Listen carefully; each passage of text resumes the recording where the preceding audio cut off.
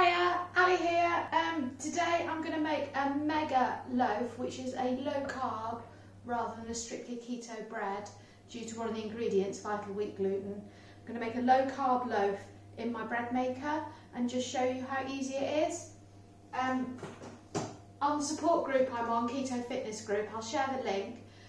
There is a free recipe library where you can get this mega loaf recipe, which was kind of adapted by my good friend Michelle, or I've chosen to get the recipe book, which is called FFS for fat's sake, and I am doing the mega bread recipe. I didn't prep before I started this video because I thought it could be warts and all, and you can keep me company and make it a little bit more interesting, and you can see how easy it is. So the first thing that I do is weigh out 30 grams of butter and melt it in the microwave. So let's get the scales here.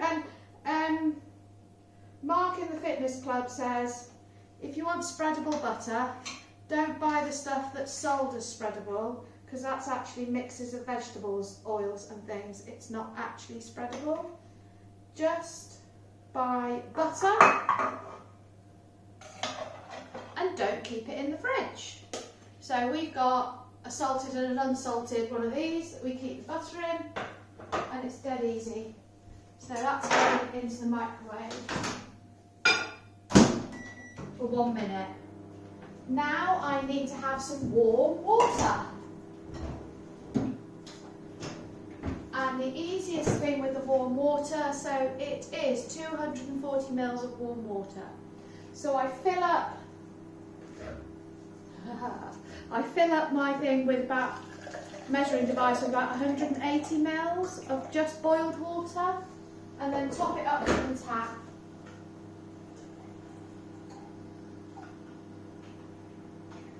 To 240. Now my particular Breadmaker, it's a really old one.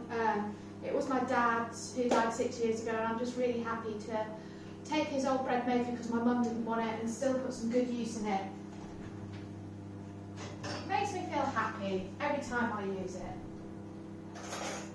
So I'm going to, again, this is optional, a little bit of sugar or a teaspoon of honey.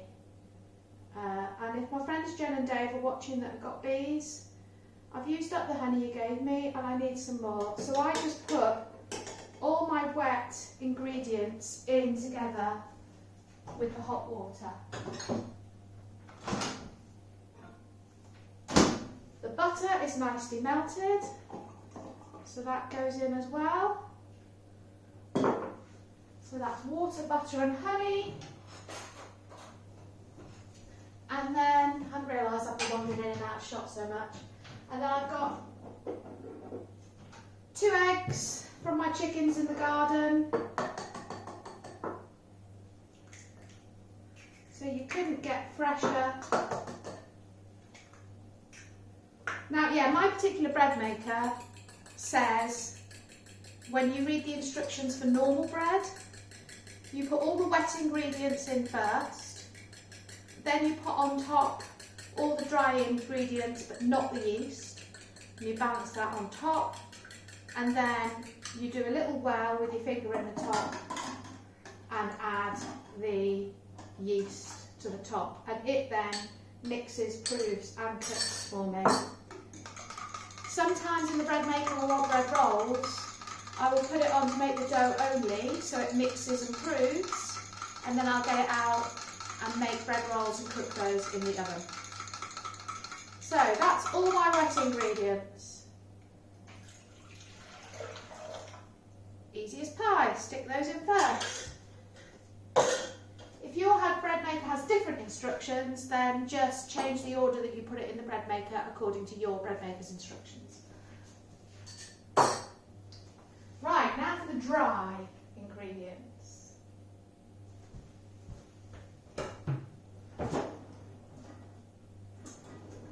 should have thought about this before I started the video, shouldn't I? But you know,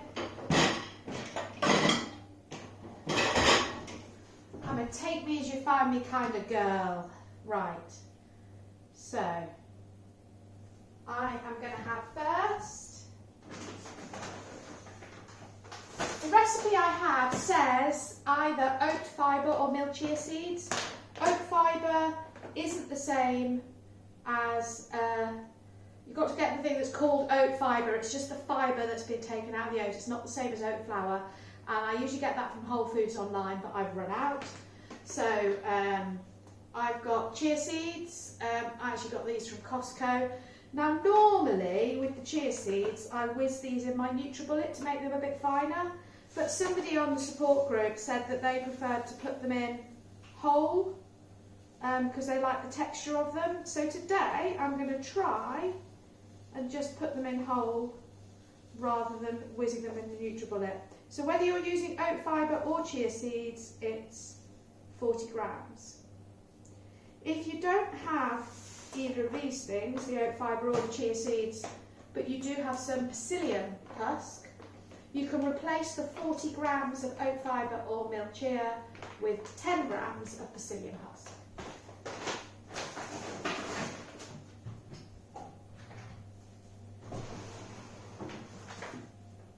Next, it's linseed. So, again, I'm not a huge fan of linseed. The recipe says milled golden linseed, which is this one. I actually really like to use other seeds as well as linseed. So this one is a mix of linseed, sunflower and pumpkin.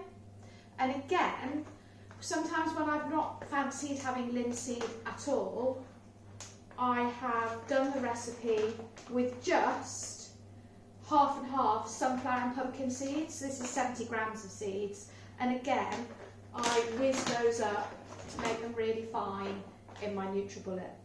But today I'm going to use the linseed mix. And this one I think we got from Lidl, but you can get it really reasonably in Lidl or Aldi. Doesn't have to cost a fortune doing. Well, it's a little bit extra, 79. It doesn't have to cost a fortune doing keto. You can do it on budget. Right.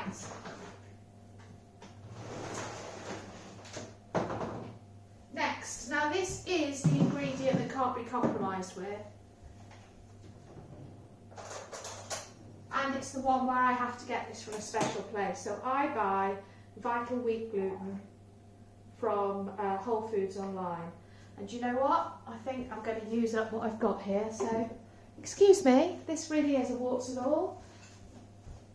I bulk bought Vital Wheat gluten a while ago when there was an offer on.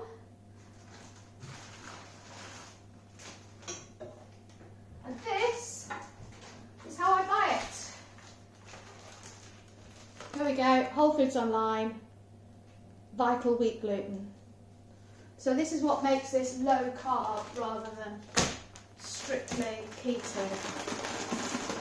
Watch out with this stuff. If you spill it, it sticks like absolute glue. So I'm just going to see what I've got left in my old packet first. So I'm looking for 190 grams. Let's see how I do if I have to open the new packet. Well, I might just have enough today. Yeah, just enough. 190 grams. Okay, the last two dry ingredients are xanthan gum.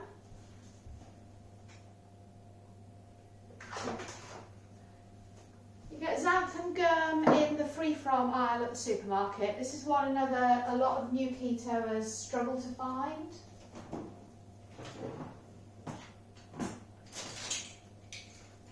So, xanthan gum, I am looking for half a teaspoon. Measuring spoons, these are really, really a must-have when you're doing all these recipes to make the measuring so much more accurate. And then the last one is a teaspoon of ground Himalayan rock salt. So I used to just have my rock salt in a grinder, and just used to do that whenever I needed it, and that was a pain in the neck for recipes. It was really hard to get a teaspoon. So I bought a bag of ground Himalayan pink salt really cheaply in the World Foods aisle at Morrison's, and then I got this pot for about £2 from the same store, and this just makes it super simple to measure out exactly how much salt that I need. So that's another top tip, and I think I bought that about 6 months ago, and I do a lot of cooking and I'm nowhere near the end yet of that. Right, so I'm just going to shimmy this stuff around a little bit, give it a bit of a mix, just being careful not to send that gooey vital wheat gluten everywhere. And then I'm just going to carefully put that on top of my wet ingredients.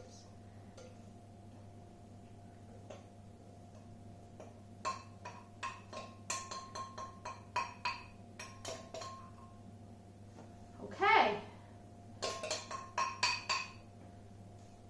I'm going to make a little well in the top with the tip of my spoon.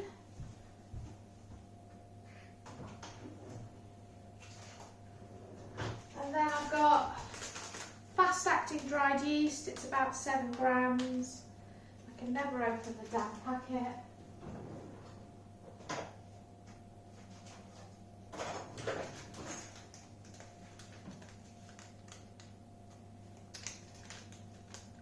Right, and that is going in a little well at the top. Hokey cokey. So that's everything ready. And then got my bread maker over here. Carefully, without jiggling it around too much, slot that in.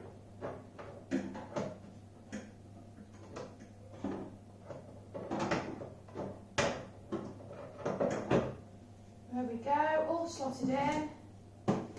I'm going to select, so I just use basic breads regular on my particular bread maker, and then hit start, and off it goes. It mixes it, then it proves it, and it's going to take 2 hours and 45 minutes. So there you go, that's how you do low carb mega bread in a bread maker. Look in the link for the Keto Fitness Club where there's a free recipe library, and you can get the recipe too. And good luck with being keto.